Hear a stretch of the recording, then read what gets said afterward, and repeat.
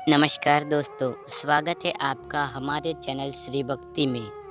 महाराज युधिष्ठिर ने कहा, हे भगवान, आप तीनों लोकों के स्वामी हैं, सबको सुख देने वाले और जगत के पिता हैं। मैं आपको नमस्कार करता हूँ। हे देव, आप सबके हितैषी ही, अतः मेरे संयम को दूर करें। मुझे बताइए, मोक्षदा एकादशी का व्रत क्या होता है और इसकी विधि मुझे सुनाइए प्रभु। उस दिन कौन से देवता का पूजन किया जाता है और उसकी क्या विधि है, कृपया मुझे बताइए। भगवान श्री कृष्ण कहने लगे कि हे धर्मराज, तुमने बहुत ही उत्तम प्रश्न किया है मुझसे। इसके सुनने से तुम्हारा यश संसार में फैल जाएगा।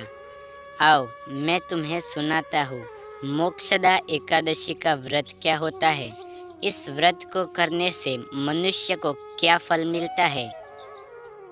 एकादशी अनेक पापों को नष्ट करने वाला है। इसका नाम है मोक्षदा एकादशी व्रत। इस दिन दामोदर भगवान की धूप दीप नैवेद्य आदि से भक्ति भाव पूर्वक पूजा करनी चाहिए। अब इस विषय में एक पुराणों की कथा कहता हूँ। गोकुल नाम के नगर में वैखनास नामक राजा राज करता था। उसके राज्य में चारों वेदों के ज्ञाता ब्राह्मण रहते थे। वह राजा अपनी प्रजा का पुत्र व्रत पालन करता था।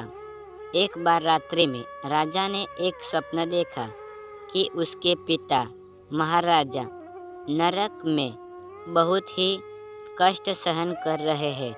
यह देख उसे बहुत बड़ा आश्चर्य हुआ और वह रात भर चिंतित रहने लगा। सुबह उठकर अपना स्वप्न सुनाए, कहा, मैंने अपने पिता को नरक में कष्ट उठाते देखा है।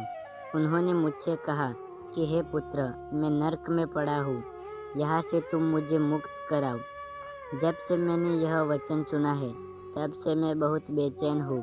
चिंता में बड़ी अशांति हो रही है। मुझे इस राज्य, धन, पुत्री, स्त्री, हाथी, घोड़े आदि में कुछ भी सुख प्राप्त नहीं होता। हे ऋषिवर, मुझे बताइए, मैं क्या करूं? इस अशांति को दूर करने के लिए कोई उपाय बताएं। राजा ने कहा, हे ब्राह्मण देवताओं, इस दुख के कारण मेरा सारा शरीर जल रहा है। अब आप कृपया करके कोई तप, दान, व्रत आदि ऐसा उपाय बताइए जिससे मेरे पिता को मुक्ति मिल जाए। उस पुत्र का जीवन व्यर्थ है जो अपने माता पिता का उद्धार न कर सके। एक उत्तम पुत्र जो अपने माता पिता तथा पूर्वजों का उद्धार करता है, वह 1000 मूर्ख पुत्रों से अच्छा है। जैसे एक चंद्रमा सारे जगत में प्रकाश कर देता है, परंतु हजारों तारे नहीं कर पाते। ब्राह्मणों ने कहा, हे राजन, यहाँ पास ही भूत भविष्य वर्तमान के ज्ञाता पर्वत ऋषि का आश्रम है। आप समस्या का हल लेने के लिए उनके पास जाए, वो आपको कोई उत्तम उपाय जरूर बताएंगे। ऐसा सुनकर राजा मुनि के पास आश्रम गया। उस आश्रम में अनेक शांत चित्त योगी और मुनि तपस्या कर रहे थे। उसी जगह पर्वत मुनि भी बैठे थे। राजा ने मुनि को साष्टांग दंडवत किया। पर्वत मुनि ने राजा से कुशल पूछी। राजा ने कहा कि महाराज, आपकी कृपा से मेरे राज्य में सब कुछ कुशल है, लेकिन अकस्मात मेरे चित्त में अत्यंत अशांति होने लगी है। ऐसा सुनकर पर्वत मुनि ने आंखें बंद करी और भूत विचारने लगे। फिर बोले, हे राजन, मैंने योग के बल से तुम्हारे पिता का कर्मों का जान लिया है। उन्होंने पूर्व जन्म में कामातुर होकर एक पत्नी को रति दी, किंतु सौत के कहने पर दूसरी पत्नी को रतिदान मांगने पर भी नहीं दिया। उसी पाप कर्म के कारण आज तुम्हारे पिता नरक में दंड भोग रहे हैं। यह सब उनके किए धराए की सजा है। तब राजा ने पूछा, इसका कोई उपाय बताइए। मुनि बोले, हे राजन, मोक्षदा एकादशी का उपवास करें और उस उपवास के पुण्य को अपने पिता को संकल्प कर दे। इसके प्रभाव से आपके पिता की अवश्य नरक से मुक्ति होगी।